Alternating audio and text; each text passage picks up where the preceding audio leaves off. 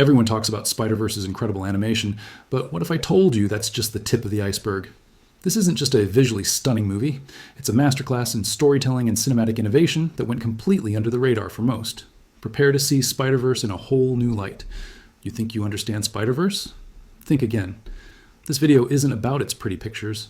It's about dissecting the hidden genius that makes it a true game changer, not just for superhero movies, but for the entire medium of animation. Get ready to have your mind blown about why Spider-Verse is genuinely profound. What if the very thing that makes Spider-Verse revolutionary isn't what you think it is? We're diving deep beyond the dazzling visuals to uncover the narrative, brilliance, and groundbreaking techniques that truly elevate it.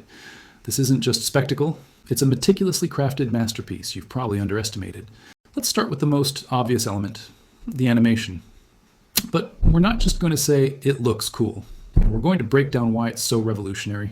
The film literally combines different animation styles to represent characters from different universes. Peter B. Parker has a softer, more traditional comic book feel. Gwen Stacy moves with a fluid, painterly grace, almost like she's dancing through her scenes.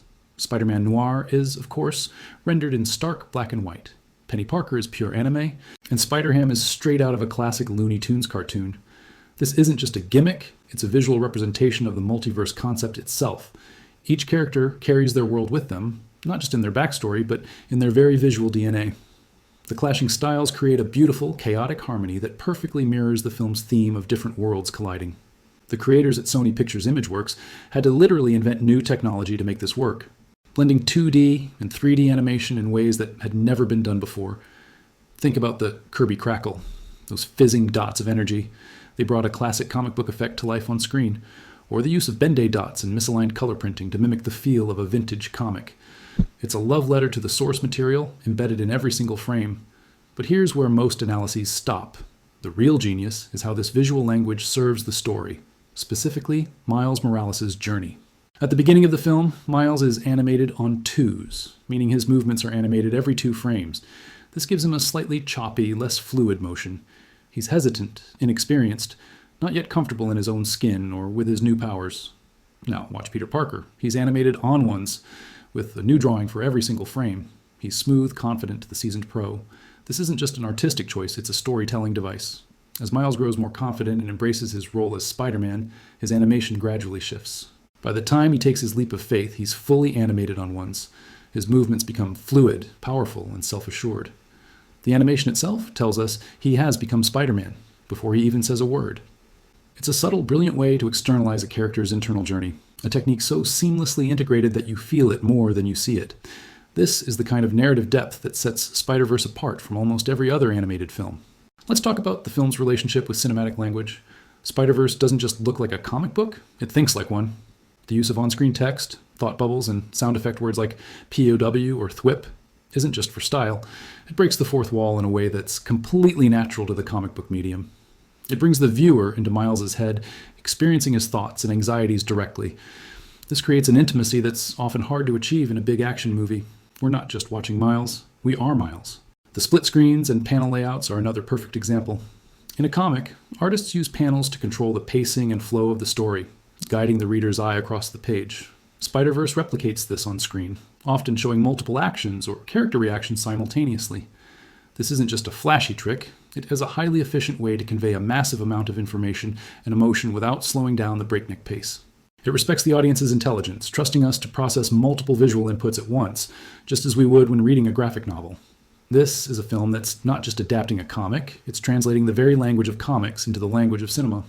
Now, let's go even deeper into the narrative structure. At its core, Spider-Verse is a story about imposter syndrome. Every single Spider-Person in this movie, except perhaps Spider-Ham, is dealing with some form of failure or self-doubt. Peter B. Parker is a washed-up, divorced hero who has lost his way. Gwen is haunted by the death of her Peter Parker. Noir comes from a world so grim that he's lost his sense of color. They are all broken in some way, and this is crucial, because it's not the perfect, established Peter Parker from another dimension who teaches Miles how to be a hero. It's the flawed, messy, janky, old, broke Peter B. Parker. The film makes a powerful statement here. You don't learn from perfection. You learn from failure. You learn from those who have fallen and gotten back up. Miles sees that even his idols are imperfect, and this is what ultimately empowers him. It reframes the very idea of mentorship. It's not about finding a flawless role model. It's about finding someone who can show you how to navigate your own imperfections. This thematic depth is what gives the film its incredible heart. It's a superhero movie that says it's okay to be a mess, it's okay to be scared, and it's okay to fail. That's a profoundly human and relatable message. And finally, the leap of faith. This sequence is widely regarded as one of the greatest moments in modern animation, and for good reason. But let's dissect why it's so powerful. It's the culmination of everything we've been talking about. The animation, the character arc, the thematic depth, it all comes together in this one perfect moment. Visually, the shot is inverted. Miles isn't swinging up, he's falling up. He's not just rising to the occasion, he's breaking free from the gravity of his own self-doubt. The glass of the skyscraper shatters behind him, symbolizing him breaking through his own barriers. His animation, as we discussed, shifts to being on ones, smooth and confident. The music swells, his new suit materializes, and for the first time, he looks and feels completely like Spider-Man. But it's the narrative context that gives it its true power. He's not taking this leap because someone told him he was ready. In fact, Peter B. Parker just told him he wasn't. He's taking the leap because he has decided for himself that he is ready. It's the ultimate act of self-actualization. The film's core message, anyone can wear the mask, crystallizes in this single moment. It's not about being chosen or being perfect. It's about choosing yourself. It's about taking that leap of faith, not knowing if you'll stick the landing, but believing in yourself enough to jump anyway. This is what makes Spider-Verse more than just a great superhero movie. It's a profound story about identity, courage, and the power of self-belief, told through a medium that was pushed to its absolute limits. It's a true masterpiece, and its brilliance goes far beyond its beautiful surface. So, the next time you watch Into the Spider-Verse, look past the stunning visuals.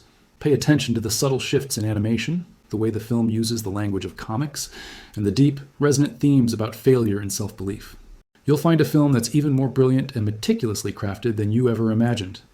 It's a film that didn't just change the game for animation, it set a new standard for what storytelling in any medium can achieve. Thanks so much for watching. If you see movies in a new way after this, hit that like button and subscribe for more deep dives. See you in the next one.